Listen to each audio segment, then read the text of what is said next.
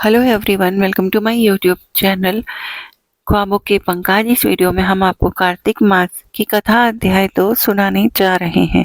भगवान श्री कृष्ण बोले, हे प्रिय, जब गुणवती को राक्षस द्वारा अपने पति एवं पिता के मारे जाने का समाचार मिला तो वह विलाप करने लगी।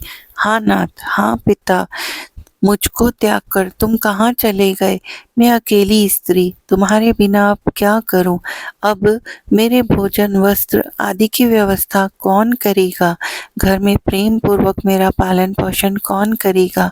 मैं कुछ भी नहीं कर सकती, मुझ विधवा की कौन रक्षा करेगा? मैं कहाँ जाऊं? मेरे पास तो सब कोई ठिकाना भी नहीं बचा। इस प्रकार विलाप करते हुए गुणवती चक्कर खाकर धरती पर गिर पड़ी और बेहोश हो गई।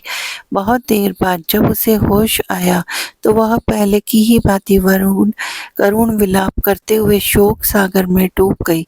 कुछ समय के पश्चात जब वह संभली तो उसे ध्यान आया कि पिता और पति की मृत्यु के बाद मुझे उनकी क्रिया करनी चाहिए जिससे उनकी गति हो सके। इसलिए उसने अपने घर का सारा सामान बेच दिया और उससे प्राप्त धन से उसने अपने पिता एवं पति का श्राद्ध आदि कर्म किया। तत्पश्चात वह उसी नगर में रहते हुए 8 पहर भगवान विष्णु की भक्ति करने लगी।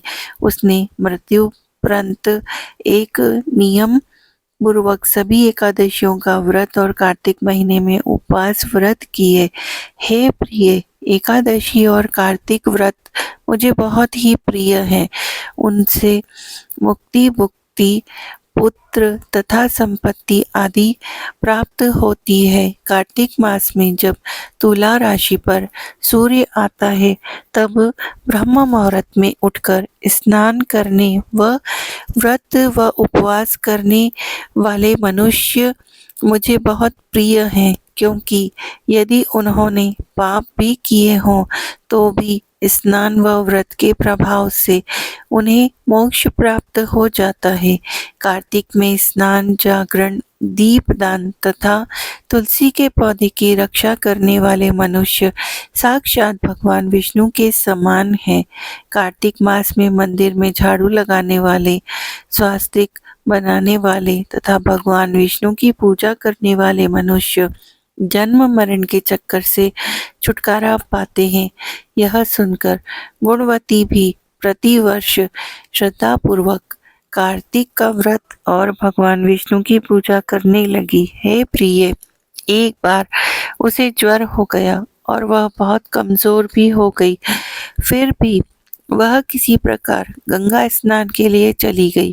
गंगा तक तो वह पहुंच गई, परंतु शीत के कारण वह बहुत बुरी तरह से कांप रही थी। इस कारण वह शिथिल हो गई और तब मेरे भगवान विष्णु दूत उसे मेरे धाम ले आए।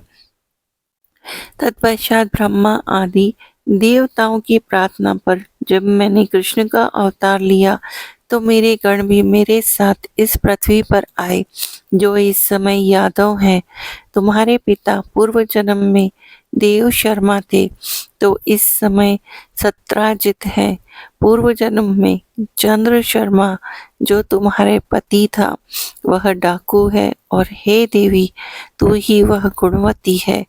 कार्तिक व्रत के प्रभाव के कारण ही तू मेरी अर्धाग्नि हुई। पूर्व जन्म में तुमने मेरे मंदिर के द्वार पर तुलसी का पौधा लगाया था। इस समय वह मेरे महलों के आंगन में कल्प वृक्ष के रूप में विद्यमान है। उस जन्म में जो तुमने दीपदान किया था उसी कारण तुम्हारी देह इतनी सुंदर है और तुम्हारे घर में साक्षात लक्ष्मी का वास है, जो कि तुमने पूर्व जन्म में अपने सभी व्रतों का फल पति स्वरूप विष्णु को अर्पित किया था। उसी के प्रभाव से इस जन्म में तुम मेरी प्रिय पत्नी हुई। पूर्व जन्म में तुमने नियम पूर्वक जो कार्तिक मास का व्रत किया था उसी के कारण मेरा और तुम्हारा कभी वियोग नहीं होगा। इस प्रकार कार्तिक मास में व्रत आदि करने वाले मनुष्य मुझे तुम्हारे समान प्रिय हैं। दूसरे जप तप यज्ञ कर दान आदि करने से प्राप्त फल कार्तिक मास में किए गए व्रत के फल से बहुत थोड़ा होता है, अर्थात कार्तिक मास के व्रतों का 16वां भाग भी नहीं होता है। इस प्रकार सत्यभामा भगवान श्री कृष्ण के मुख से अपने पूर्व जन्म के पुण्य का प्रभाव सुनकर बहुत प्रसन्न हुई।